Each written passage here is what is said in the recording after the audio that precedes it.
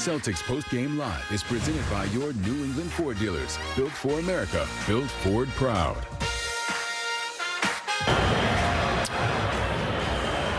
Welcome to Celtics Postgame Live. Tom Giles, Eddie Scal. One more still to go for the Celtics. They didn't get it done tonight. Did not get the sweep as Dallas comes out and puts it on the Celtics in this one, 122-84. Scal, I'll start with you. What'd you see? Yeah, lack of physicality right from the start. I think Dallas was way more physical than the Celtics. And you know, like, you can add it to them. We missed shots, but Dallas panels on the glass. They were physical on the perimeter. Luka Doncic set the tone guarding. So when you play that way, it's hard to be climbing uphill, especially on the road with a team that doesn't want to get embarrassed at home. Yeah, they came with a level of desperation that we weren't able to match. And once we fell behind, we couldn't. There was nothing that was going our way. It was in and out layups. Everything was tough. Shooting threes, missing threes, not getting back on. Well, we got back on defense, but still, they were able to get what they wanted. A lot of layups, a lot of easy looks.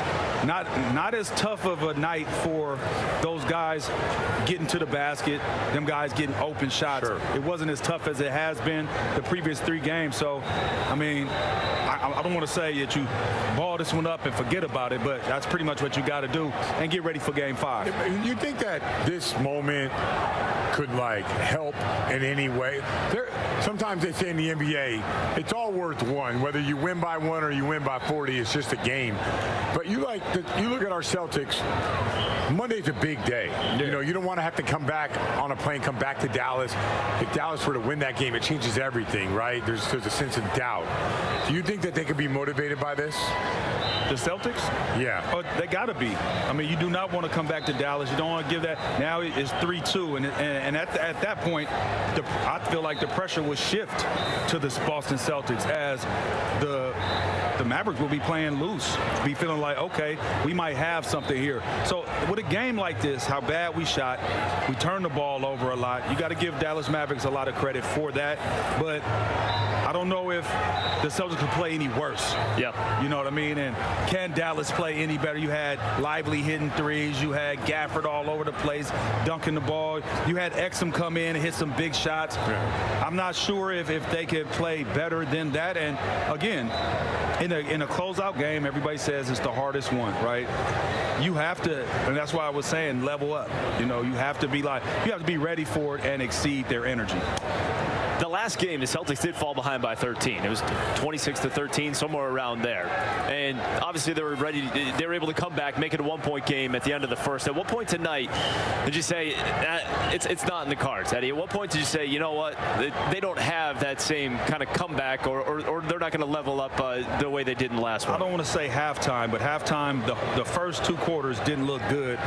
Not only because of the point differential. It was a 61-35, right? And 26. That's 26 right there. I'm like, it's not looking good. But then coming back, start of the 3rd quarter, they went on another run, and you look up, it's like, damn, we down 30-something? Or before you know it, we was almost down 40. So that's when it was over. I'll say probably like the first 3-4 minutes in the 3rd. Yeah, I agree. I mean, you always think that you can make a run, especially in the NBA now with the 3-point shots, but we got smashed on the glass, right? Got smashed in the paint, didn't make shots.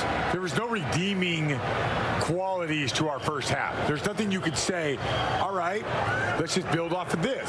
So when you watch that game, you're actually pointing to nothing in the first half where you say that you could replicate offensively to get you going, and defensively, no resistance whatsoever. I think Luka watched film, and he saw that the Boston Celtics were playing him straight up. They were not overhelping.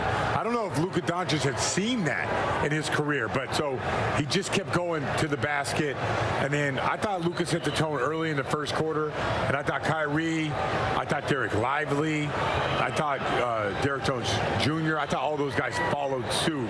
But Luka really came out, which I told you guys, he got eviscerated these last 2 days by defensively and what he was doing. And he came out of that and said, all right, I'm going to show everybody that I'm not what you just called me out. And by the way, my coach called me out, and Derek Lively, my rookie big man, also called me out. So he answered the bell today. So what will be the adjustment, because we did get killed in the points in the paint, 34, so 60 to 26, right?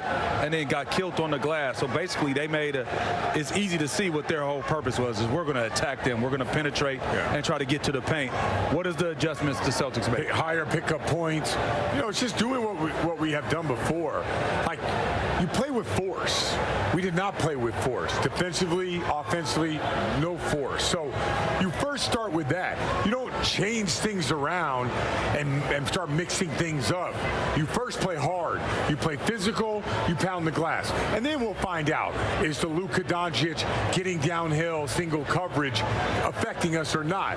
It might when you don't play hard, but if you turn them, you pick them up at half court, it might not look the same. So do you think the Celtics didn't play hard, or just that you didn't think they played hard, or did you think that Dallas just played much more harder? I thought Dallas just played extreme. They looked desperate.